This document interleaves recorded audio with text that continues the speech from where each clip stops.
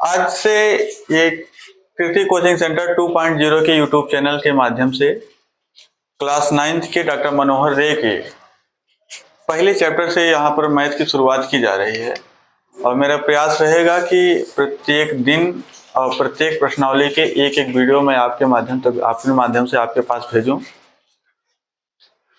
Class 9th के doctor मनोहर रे के पहली प्रश्नावली की जो सवाल है यहाँ पर कुछ इस तरीके से दिया है। कह रहा है कि 20 और 40 के बीच समस्त धन पूर्णांक हमें लिखना है। 20 और 40 के बीच समस्त धन पूर्णांक लिखना है। इसमें देखिए दो बातें हो सकती हैं। अगर इसमें से पहली सवाल क्या आ सकती है कि कहेगा कि 20 से 40 तक समस्त धन पूर्णांक लिखने के, तो हम वहां पर क्या करेंगे, जो भी संख्या शुरुआत करेंगे 20 से शुरुआत करेंगे, क्योंकि कह रहा है कि 20 से। लेकिन यहाँ पर क्वेश्चन क्या कह रहा है, कह रहा है 20 और 40 के बीच, 20 और 40 के बीच। जैसे अगर हम एग्जांपल के तरीके से देखूं, यहाँ पर मैं कुछ नंबर लिखूं, ए लिखूं, बी लिखूं, सी लिखूं, डी लिखूं, और आपसे कहा जाए कि ए और डी के बीच में कौन कौन सा नंबर है, तो आप देखेंगे, कहेंगे कि बी है और कौन सा है, सी है। अगर कहेंगे कि ए से डी तक के कितने नंबर हैं, तो हम क्या करेंगे, ए से डी तक के पूरे नंबरों को इंक्लूड करेंगे। इसीलिए यहां पर कह रहा है कि 20 और 40 के बीच समस्त धन पूर्णांक लिखना है। बात यहां कर रहा है कि सम की बात कर रहा है। सम नंबर किसे कहा जाता है? सम नंबर उसे कहा जाता है जो संख्याएं 2 से विभाजित हो जाएं, उसे क्या कहा जाता है, सम नंबर कहा जाता है। साथ ही साथ यहाँ पर क्या लिखा है, धन पूर्णांक लिखा है। धन पूर्णांक का मतलब ऐसा नंबर लिखना है जो 2 से विभाजित भी हो जाए और साथ ही साथ वो धनात्मक हो, यानी कि उसके आगे कभी ना तो माइनस ना लगा हो। तो यहाँ पर 20 और 40 के बीच कह रहा है, तो 20 और 40 के बीच समस्त धन पूर्णांक लिखने के लिए हम लिखेंगे 20 के बाद सम संख्या आती है 22, फिर आता है 24, फिर आता है 26, फिर आता है 28, फिर आएगा आपका 30। दो नंबर को हम क्या करेंगे, ऐड करते हुए जाएंगे। 30 के बाद 32, 34, 36, 38। बस 40 को इसलिए नहीं लेना है क्योंकि 40 के बीच कह रहा है, इसलिए हमारे पहला सवाल का आंसर ये आपका हो जाएगा इतने तक का। दूसरे सवाल पे देखें, कह रहा है 1 से 10 तक के अभाज्य धन पूर्णांक को लिखना है। अभाज्य का मतलब होता है कि ऐसा नंबर जो 1 से और स्वयं के अलावा किसी नंबर से न कटे, जो 1 से और स्वयं के अलावा किसी नंबर से न कटे, वही हमारा क्या कहलाता है, अभाज्य संख्याएं कहलाता है। पहले सवाल के जैसा यहाँ पर भी कह रहा है धन पूर्णांक लिखना है। धन का मतलब कैसा होना चाहिए, अब वहां पे माइनस नहीं होना चाहिए, उसके आगे धनात्मक पूर्णांक होना चाहिए।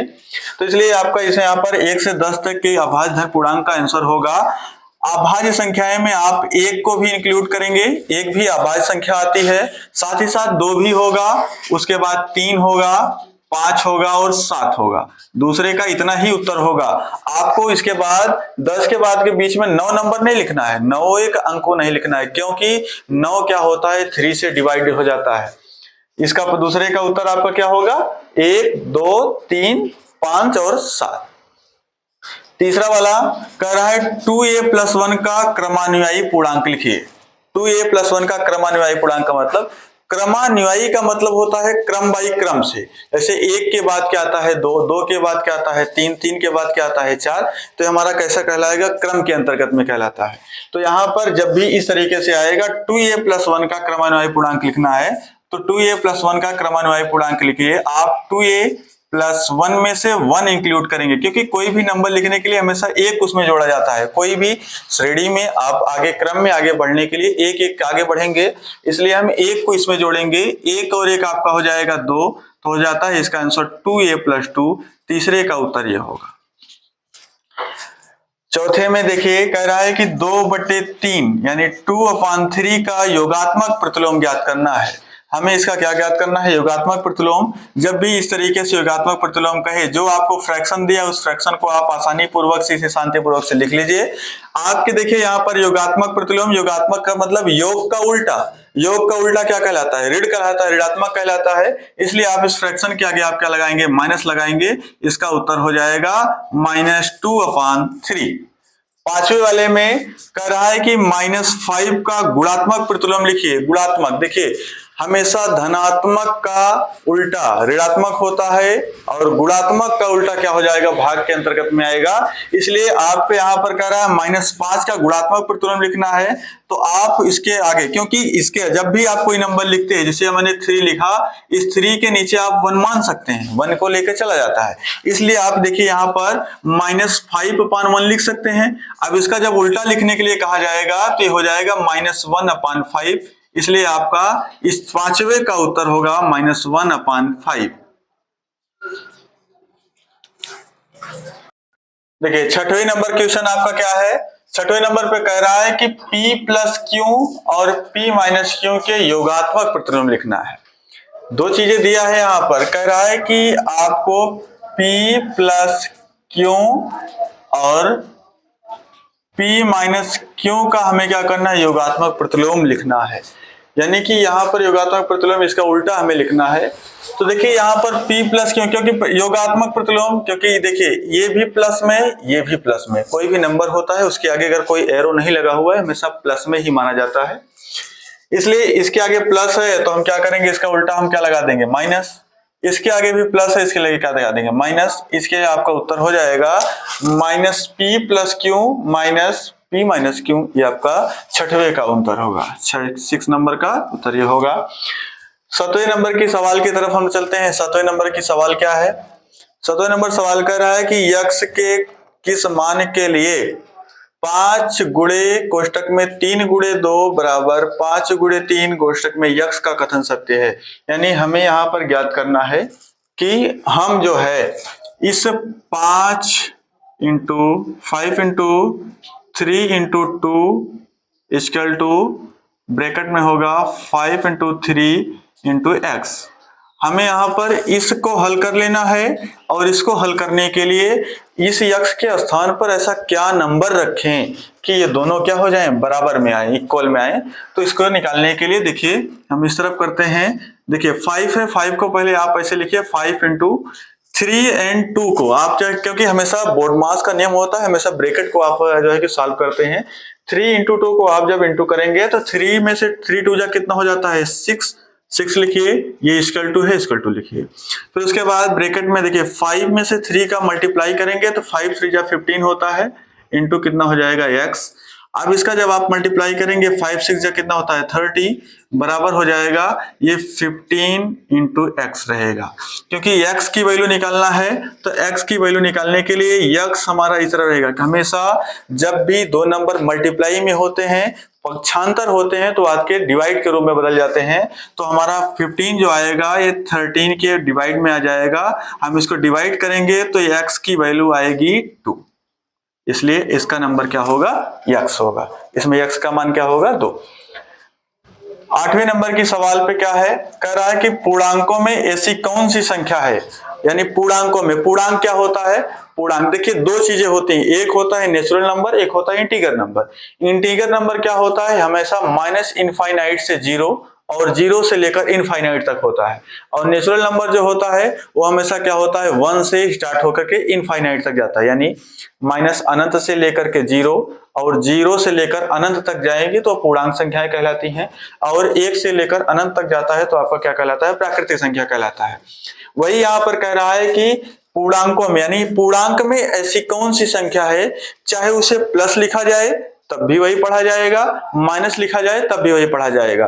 तो हमें देखिए अगर हम यहाँ पर 2 लिखेंगे, क्योंकि 2 भी क्या है, पूर्णांक है, अगर 2 लिखेंगे, ये 2 है लेकिन इसके जो पढ़ा जाए तब -2, क्योंकि 2 और -2 में काफी अंतर होता है। जैसे समझिए कि अगर आप किसी दुकान पर 2 रुपए जमा करते तो आपका पैसा उसके पास जमा है, दुकानदार के पास, लेकिन अगर आप 2 रुपए उधार हैं, इसका मतलब क्या है कि हम स्वयं उस दुकानदार को 2 रुपए उधार देंगे। लेकिन अगर उसी इंटीगर में देखा जाए तो 0 एक ऐसा नंबर है, 0 एक ऐसा इंटीगर है, चाहे उसे धन में रूप में लिखा जाए, चाहे उसे -0 के रूप में लिखा जाए, लेकिन वो पढ़ा हमेशा 0 ही जाता है। इसलिए ऐसा कौन सा पूर्णांक संख्या है जो खुद का स्वयं की योज्य प्रतिलोम होती है, तो नंबर कौन सा होगा, 0। ठीक है, आप चलते हैं हम 9वीं क्वेश्चन पे।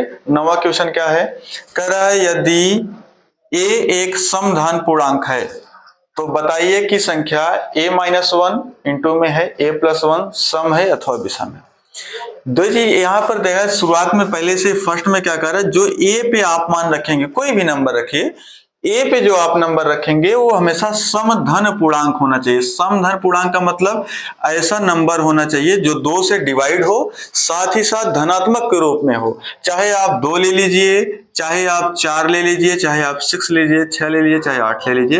ए की वैल्यू पर आप 2 ले सकते हैं, 4 ले सकते हैं, 6 ले सकते हैं, 8 ले सकते हैं। हम इसे सॉल्व करके देखते हैं। माना ए बराबर अगर हम 2 लेंगे तो 2 अगर लेके चले तो यहाँ पर क्या लिखा है, a - 1 है, फिर अगले कोष्टक में क्या है, a + 1 है। a की स्थान पर हम क्या करना है, 2 लिखना है, तो 2 - 1 होगा। फिर उसके बाद इधर कितना हो जाएगा, 2 प्लस कितना हो जाएगा, 1। 2 में से 1 घटाएंगे तो आपका कितना आएगा, 1 आएगा, और 2 में 1 जोड़ेंगे कितना हो जाएगा, 3। अब देखिए 1 में और 3 का गुणा करेंगे तो हमारा कितना आएगा, 3। 3 अब बताइए सम है या विषम है, तो 3 हमारा कैसा कहलाता है, विषम कहलाता है। 3 का अब देखिए 2 में से आप 1 को माइनस करेंगे तो आपका 1 आएगा, ब्रैकेट में होगा। 2 में से 1 आप ऐड करेंगे तो कितना हो जाएगा, 3 हो जाएगा। अब 1 और 3 में आप मल्टीप्लाई करेंगे, 3 आता है, 3 आया। अब आप स्वयं जान सकते हैं 3 सम है या विषम है, तो 3 एक कैसी संख्या है, विषम संख्या। यानी a पर a का मान अगर हम समधन पूर्णांक ले रहे हैं तो हमें नंबर कैसा मिल रहा है, विषम मिल रहा है। दूसरा एग्जांपल, एक और एग्जांपल मैं दिखा दे रहा हूं, एक एग्जांपल के तरीके से और देख लीजिए। माना a के स्थान पर हम क्या लेते हैं, 4 लेते हैं, तो हमारा क्या था, a - 1 था एक में, और एक में क्या है आपका a + 1 है। ठीक है, अब यहाँ पर a है तो यहाँ पर हम क्या लिखेंगे, 4 - 1, फिर उसके बाद अगले कोष्टक में क्या हो जाएगा, 4 + 1।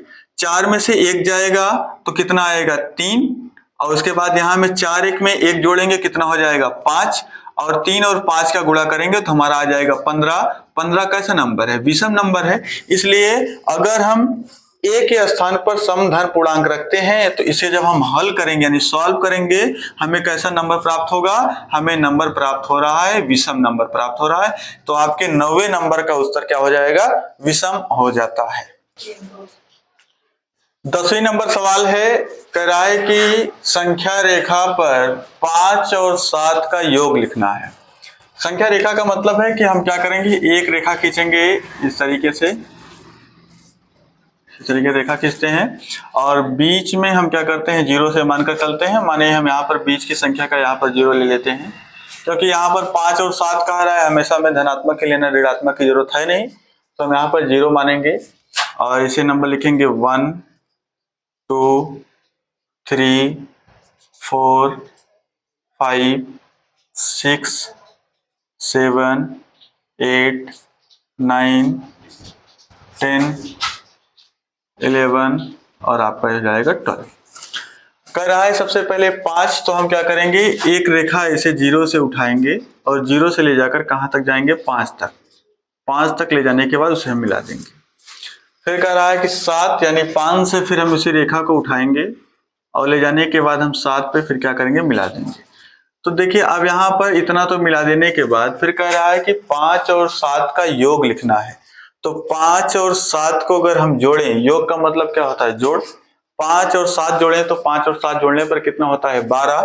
तो हम यहाँ पर एक नंबर ही फिर रेखा एक उठाएंगे और यहाँ से सीधी रेखा हम ले जाएंगे 12 तक के और 12 पर भी मिलाएंगे। तो हमारा इस तरीके से चित्र को बनाने के बाद हम लिखेंगे कि 5 + 7 बराबर हो जाएगा 12। आपका ये 10वें नंबर का उत्तर होगा। 11 नंबर की सवाल पे हमें सत्य और असत्य को निकालना है, यानी कि कुछ बातें यहाँ पर दी गई हैं, उन बातों को पढ़ना है, क्वेश्चन को पढ़ना है और हमें सिद्ध करके सत्य है या असत्य है उसे दर्शाना होगा। तो पहला अगर ए नंबर पे देखा जाए तो कह रहा है कि दो धन अभाज्य पूर्णांकों का गुणन सदैव अभाज्य होता है। यानी क्या हम दो धनात्मक अभाज्य संख्याएं, अभाज्य संख्या जानते हैं, अभाज्य संख्याएं का मतलब ऐसे नंबर, ऐसी संख्या जो एक और स्वयं के अलावा किसी से भी ना कटे, उनको हम गुणा करेंगे तो गुणा करने के बाद क्या हमें अभाज्य ही संख्या प्राप्त होगी, इसको सत्य असत्य में देखना है। तो देखिए दो धन कह रहा है, दो धन अभाज्य संख्याएं कह रहा है, तो अभाज्य संख्याएं धनात्मक में देखिए अभाज्य संख्याएं क्या होती है, 2 भी होता है और क्या होता है, 3 भी होता है। 2 भी होता है और क्या होता है, 3 भी। हम क्या करते हैं, 2 में से 3 का गुणन कह रहा है, इसलिए हम 2 में से 3 का गुणा करेंगे। तो 2 और 3 का जब गुणा करेंगे तो हमें मिलता है 6। 2 और 3 का गुणा करते हैं तो कितना मिलता है 6, जो कि 6 हमारी कैसी अभाज्य संख्या नहीं है। इसलिए ये हमारी बात क्या हो जाएगी, क्या रहा है कि 2 धन अभाज्य पूर्णांकों का गुणन सदैव अभाज्य होता है, अभाज्य नहीं हो रहा है, भाज्य भी आ रहा है। इसलिए आपका 11 का ए में पहली सवाल क्या हो जाती है, असत्य कहलाएगा। दूसरे वाले में कह रहा है कि 2 धन अभाज्य पूर्णांक, अच्छा 2 धन अभाज्य पूर्णांक यानी फिर वही 2 3 को ले लेते हैं।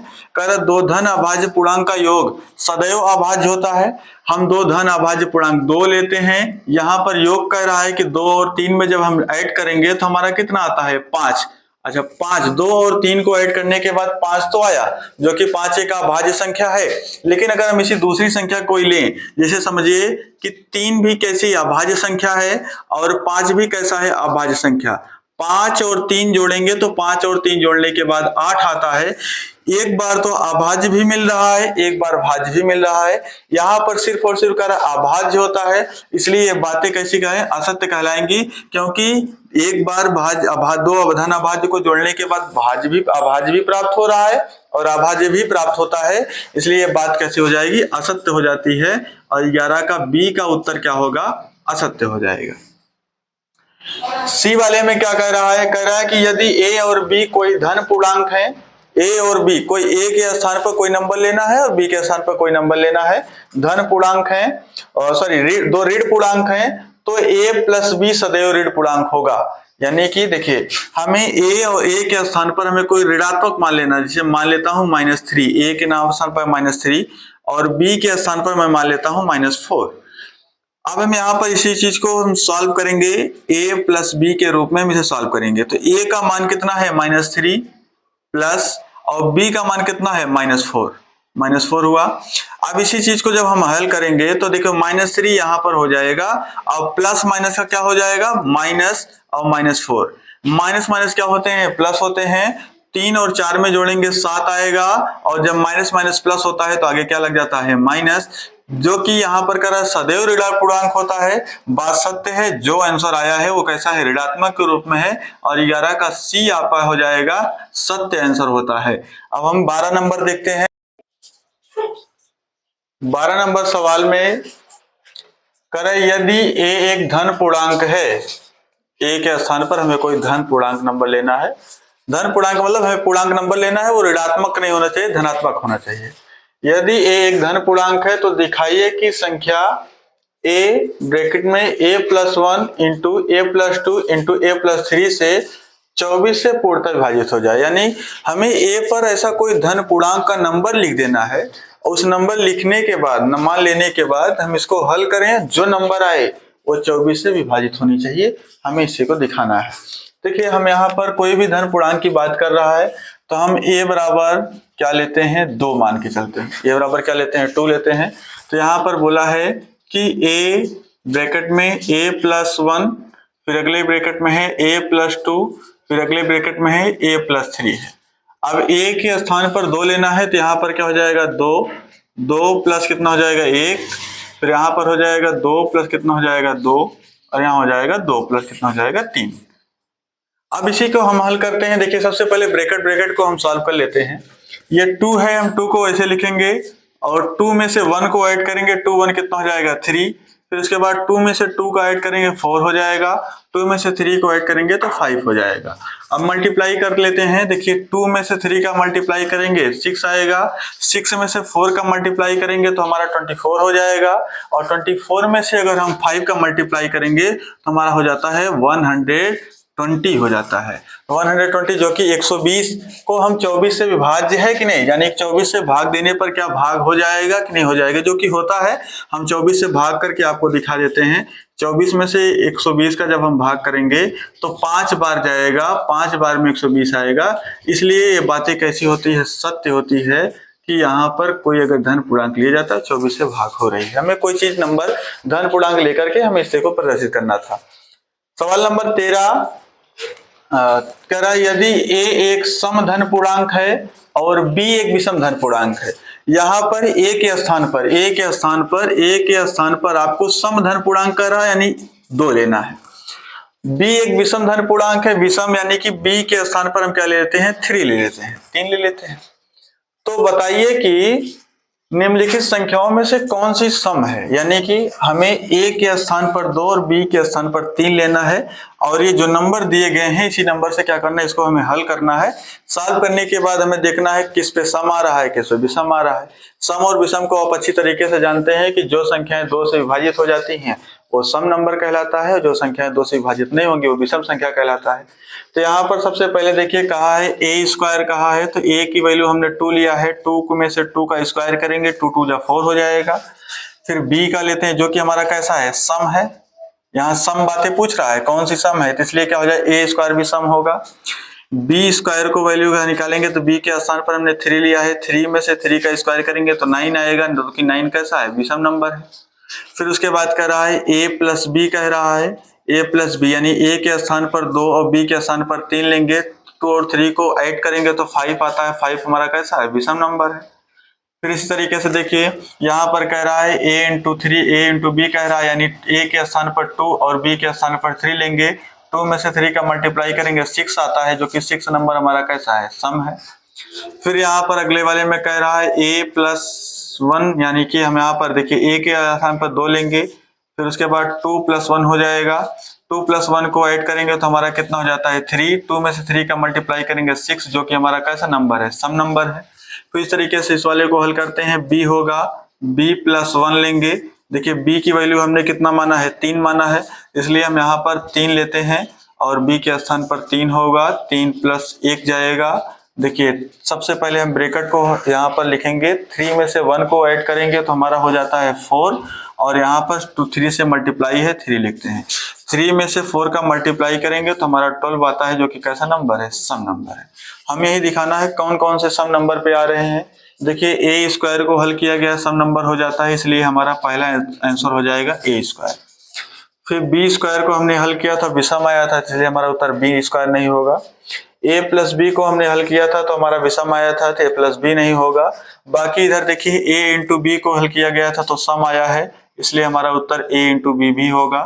फिर ए ब्रैकेट में ए प्लस 1 को हमने हल किया था तब भी सम आया है, इसलिए हमारा उत्तर ए ब्रैकेट में ए प्लस 1 भी आया होगा। फिर अगले उत्तर में देखिए यहाँ पर दिया है बी प्लस बी, ब्रैकेट में बी प्लस 1 को हल किया था तब भी हमारा सम आया है, इसलिए हमारा क्या हो जाएगा, बी ब्रैकेट में बी प्लस 1, हमारा यही क्या होगा, उत्तर होगा। हमें उम्मीद होगी कि आपको अच्छी तरीके से समझ में आ रहा होगा। अब हम चलते हैं 14 नंबर क्वेश्चन। देखिए 14 नंबर सवाल पे कह रहा है कि यदि धन पूर्णांक के किन गुणधर्मों के अंतर्गत निम्नलिखित कथन सत्य है।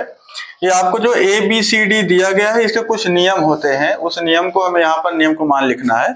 क्या कौन सा नियम यहाँ पर लग रहा है, देखिए पहले वाले में कह रहा है कि 3 इंटू 8 प्लस 7, अगर हम इसको हम सॉल्व करें, जरा सा देखें, अगर इसको हम सॉल्व करते हैं तो सॉल्व करते हुए आप देखेंगे कि यहाँ पर